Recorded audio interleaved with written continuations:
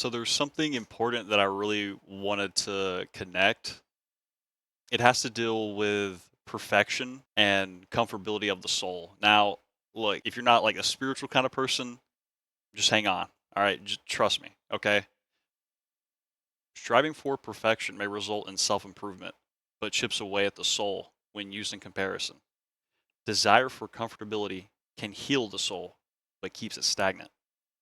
So, you may have heard like gentle men create hard times because they're not strong enough, and it's like a cycle. I'm sure someone has seen that before, but it's essentially like this cycle where strong men fight for a convenient future, like quality of life, seek a better future, right?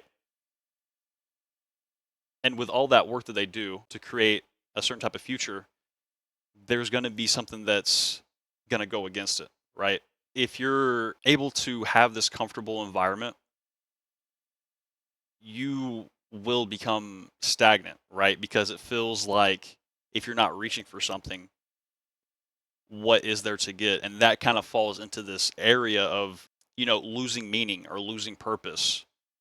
And I heard something really, really good about this is that you can be in paradise but still have no meaning or purpose, and it would feel like a prison, right? Like you're handed everything to you. Now, some people are obviously like if they really embrace the sloth or maybe envy as well, like they want to have everything that everyone else has, and once you reach that point, right, they'll realize that everything else is just shallow in that moment, like when you get all the things, right? When you get let's say you become financially dependent or independent, you get the house, get the car, you have an occupation that pays well, got the kids. I mean, I'm kind of projecting here, but you see what I'm saying. Whatever you see in your life that is like a future that you want to have, it's probably a comfortable one, right? Like no one wants to look into their future and be like, yeah, I'm going to hell. That's kind of what I've leaned towards. Like I used to always think that I'm just a good person, but I can't keep like acting that way because I can't just have this binary sense of good or evil. And whenever I feel good, like okay, now I'm happy. But then whenever I do like something shameful or evil, right? It's like now I have this everlasting guilt. And it's because of just how I was raised. Like I actually have a holy Bible right here, and I like to just look at it every now and then. Not really like hard scripture, but it was just kind of how I was raised. Christian heavy values, like I'm talking like you went to church like every Sunday, right? Like you did not miss mass or whatever it may be. I'm sure there's other religions that kind of adhere to a schedule as well, but but I can really only look through it from a lens as a Christian because that was just like the majority of my experience when I was growing up.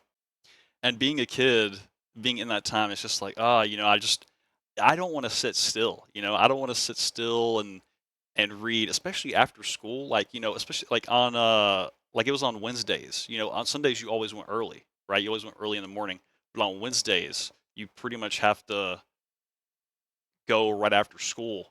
And there was this time I had this good friend. He was like actually a really cool friend. He was actually very serious about our friendship, even though he was like 3 years younger than me. So I think he kind of looked up to me in a way. We played a lot of WWE and like I don't know, some kind of like Pixar racing thing. But whenever we go outside, um, like he knew I was like the bigger kid, and I would like help him out with like his homework or whatever. Because I was like grades ahead, right? So it was like more so like easy for me to just kind of put that on paper, not like for him, but just kind of like help him through it because it wasn't like he was like a stupid person. You know what I mean? Like I feel like most young people are like, oh, let's just do this, triple front flip off of 20-foot building into a concrete slab. Type, you know what I mean? Because I mean, we were playing WWE, so thankfully we had that kind of output or I guess input. I'm not sure which one you'd label it there, but it was certainly like well, it's an outlet. I think that's what I was going for. It certainly is an outlet. You know, being able to have a Royal Rumble with like 20 other AI computer players or whatever, and it's just you and the boy just like slugging it out for like at least 15 minutes straight, just working this one person down to finally. But now some of them you get lucky. As soon as you get in the ring, you just 180 them, just boom. It was some good times. He was really cool. But seeing that, there was two sides of it, right? Like I was a friend. Like we would play around a lot. You know, there would be a lot of things that uh we would get up to mischievous things. All right, you know, we were young and dumb, so we were testing the waters, right? But there were some things that I felt like I still couldn't do. Like even though I was like 10 years old or like 12 at the time, it was somewhere around there, like 10 to 12 years old. At some point there was like another part of me like, wait a minute, maybe this isn't good for him. Like I couldn't have, like, if I was alone, like I probably would have been like, if I had the idea by myself, I would have been like, oh, well, why not, right? But seeing as that, like,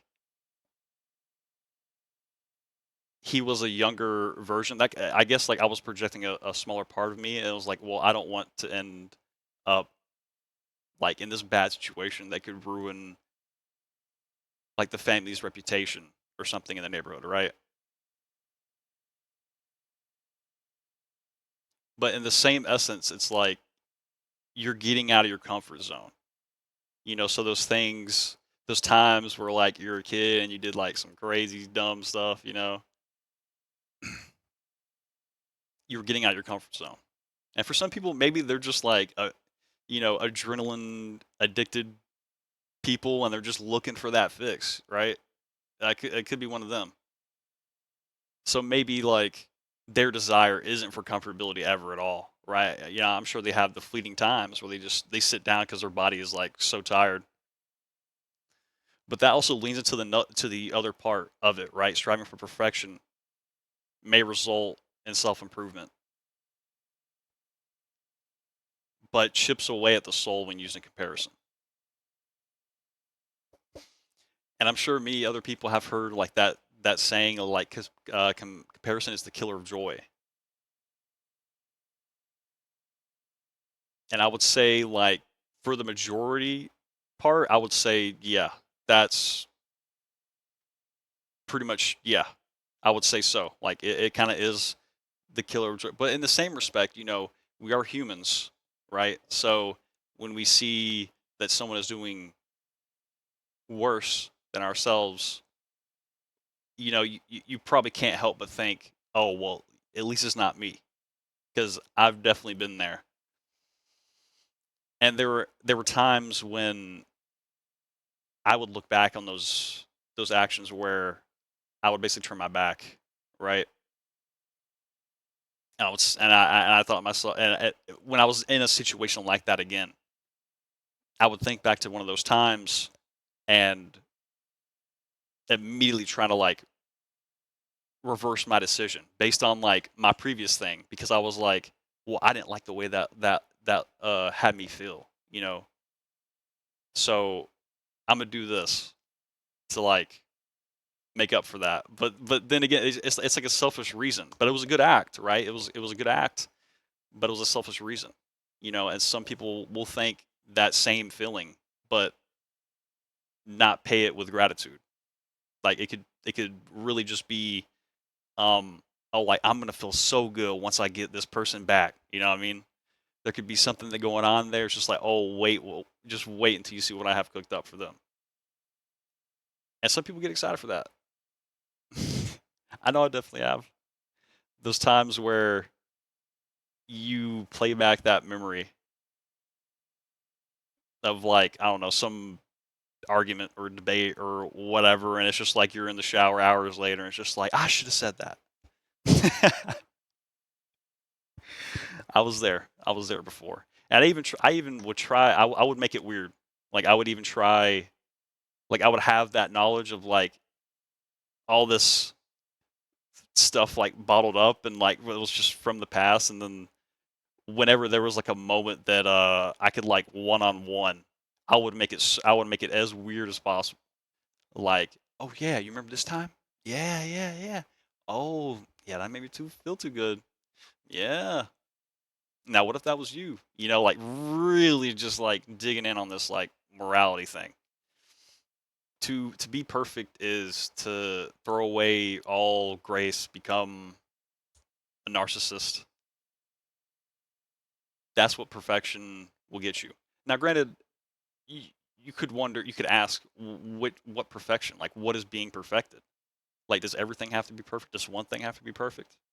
That would be a good question. But regardless of, whenever there's a comparison, like say you were good at one thing, and then you thought you were really good, like you never really saw anyone else, like you were kind of like in a closed crowd, right? But you were like the best of them, you know. And then all of a sudden the world opens up, and you realize that there are actually many people that are just as good as you, and probably way way better. And that kind of moment can either crush people from the amount of competition that they realized, or it could be like they're their own hype man at that point, because they're saying like, oh, well, if I did it to all these other people, I've gotten pretty good. If I can just get at least one win, I'll know I'm in the cut. Like even if there's like some kind of tournament that was to say that you were displaced, right? Like you were maybe second from last, you know, but you knew that skill paid off, right? And it doesn't have to be like a technical thing. It doesn't have to be like a tournament. It doesn't have to be stat, leaderboard, whatever. It can just be, it could just be a comparison for yourself, right? There could be no one else, and you're comparing yourself to yourself, yeah, like in the past, right? And some people would be like, yeah, I've made it so far, while others could say like, well, I feel like I haven't even made two steps forward,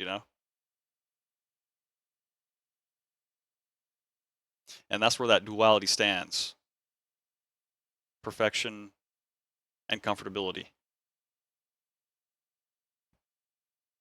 Now, I guess like if you wanted to perfect comfortability, then I mean, hey, I guess that's just a paradox.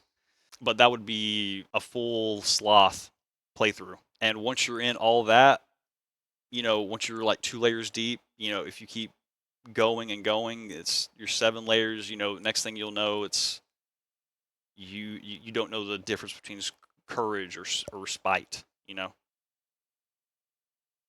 Thanks for listening.